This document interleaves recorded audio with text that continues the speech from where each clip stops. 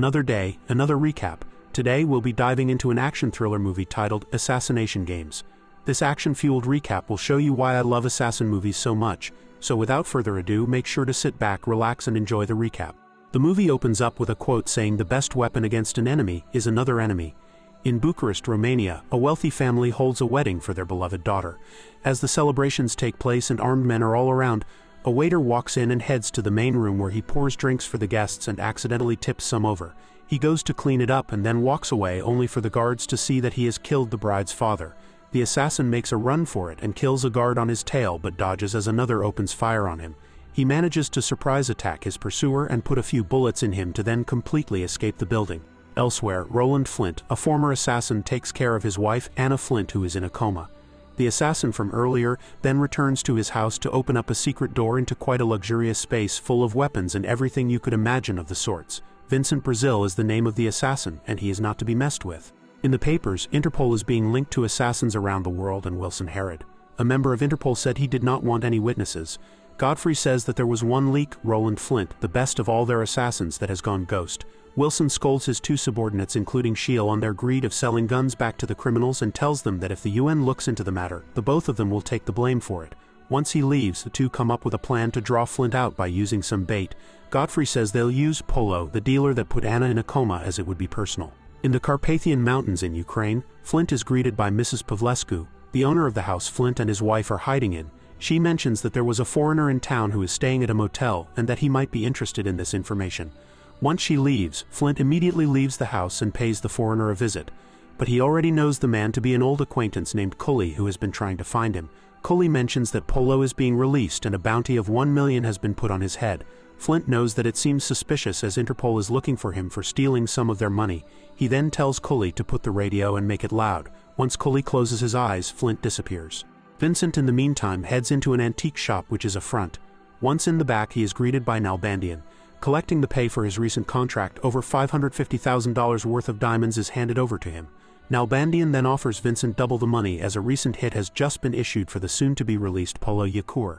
Vincent agrees to the hit and leaves. Simultaneously, Polo is then set free and is greeted by his brother. While this happens, Flint gets a flashback of being tied up in a chair while his wife Anna was being pushed around by Polo and his men. Unable to do anything but watch, he is forced to witness a tragic event that led his wife to be put into a coma. Vincent in the meantime heads home to find he has new neighbors. The girl is introduced as October and Vincent just walks inside his room. He opens the safe up to reveal quite a few bags of diamonds. That night Flint sleeps and has some nightmares yet again. The trauma hits him hard and he gets up to give Cully a call to say he's in.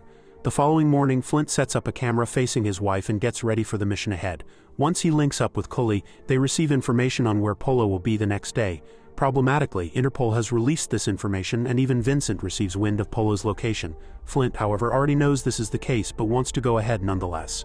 At the courthouse the following day, Flint hides in a building across the road with a sniper at the ready. He looks through the scope and patiently waits for his target. When people come out of the courthouse, Polo is spotted and just as Flint shoots, Vincent drives past, which causes the bullet to miss and Vincent's arrow to hit Polo's brother. Cops open fire at Vincent and Flint loads up a second bullet, but with people around he refuses to take the shot and walks onto the street with a pistol instead. Just as he's about to kill Polo, Godfrey shoots Flint in the shoulder. The cops then shoot at the Interpol agents and Flint makes a run for it.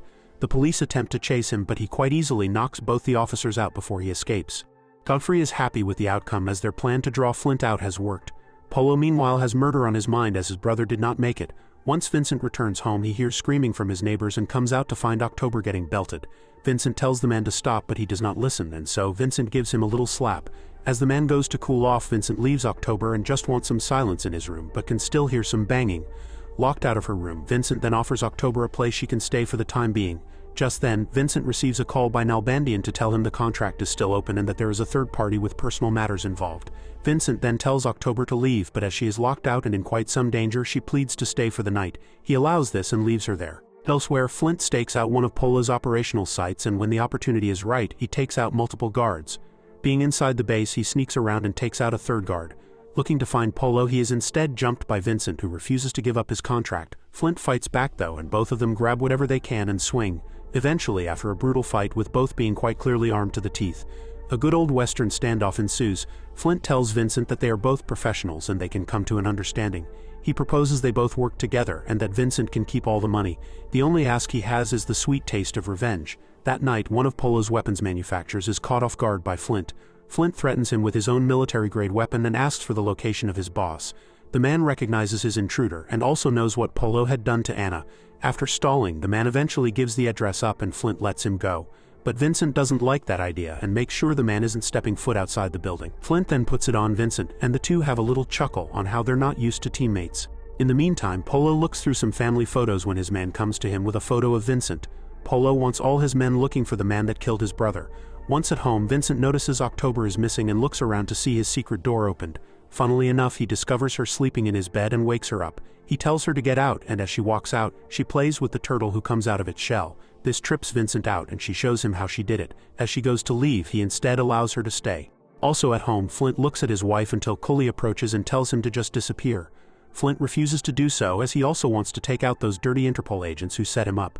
That night, Flint decides to pay Wilson a visit. He threatens to kill his wife and him if his agents don't give up the chase.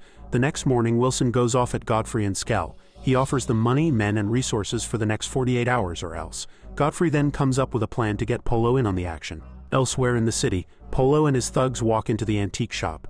They immediately get access to the back and Polo demands Nalbandian to tell him who set up the hit, who executed it, and everything in between.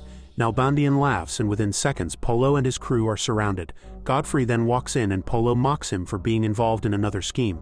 Godfrey then offers Polo complete immunity in the US and UK in exchange for killing Flint.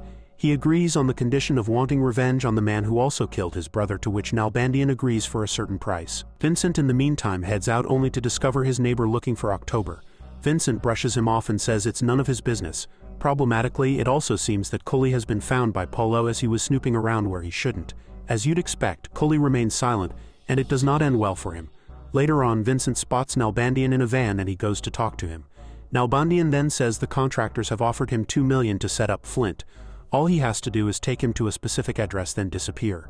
Nalbandian then gets to Flint's backstory and tells Vincent how he managed to damage Polo's entire operation, but when he was caught, his wife suffered a terrible fate. Vincent is then handed a third of the money and the rest upon completion. Vincent immediately heads to Flint to tell him that Polo will be at the city hall the next day. Flint is happy to hear it and walks off. That night, Polo receives some good news as the circulated photo of Vincent reached his dirty neighbor who wants to help Polo. As morning arrives, Vincent heads off to the city hall. Flint is there early and stakes out a place he can shoot from. He then spots Polo walking around with his man and Vincent on the bench. As Flint is about to pull the trigger, he is ran on by some men. He manages to knock out both men there and gets to smacking a third until he is tasered by Godfrey. Vincent then gets up to leave and Flint sees the betrayal in his eyes. Polo then walks up to Flint and tells him Cully sang like a bird and told him about their little hideaway and says he wants to pay his wife another visit. At the antique shop, Vincent is given the rest of the diamonds and tells Nalbandian he is taking some time off. Nalbandian then receives a call and is instructed to hand it over to Vincent. Polo is on the other line and has captured October. He then offers Vincent a trade, her life for his, but Vincent tells him he couldn't care less and just ends the phone. He then tells Nalbandian that due to his betrayal, there will be no more business amongst them. Flint meanwhile isn't having the best of times. He is questioned where the money he stole from Interpol is and he chooses to remain silent. Vincent then returns to his house to find it completely destroyed. Sadly, as he goes through it, he discovers his turtle alive but October dead on the bed. With the countless people he has killed, this one has actually affected him. He leaves his house with a demonic look, knowing a lot of people are going to die. He heads back to see Nalbandian and the guard doesn't even try to get in his way.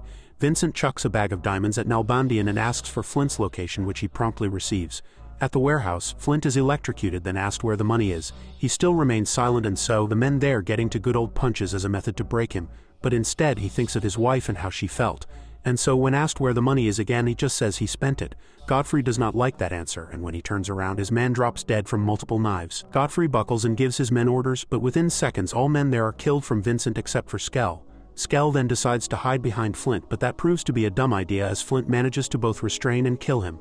Vincent then approaches Flint and confesses that he set him up but knows it was a mistake. Polo in the meantime gets his immunity from prosecution paper directly from Wilson himself.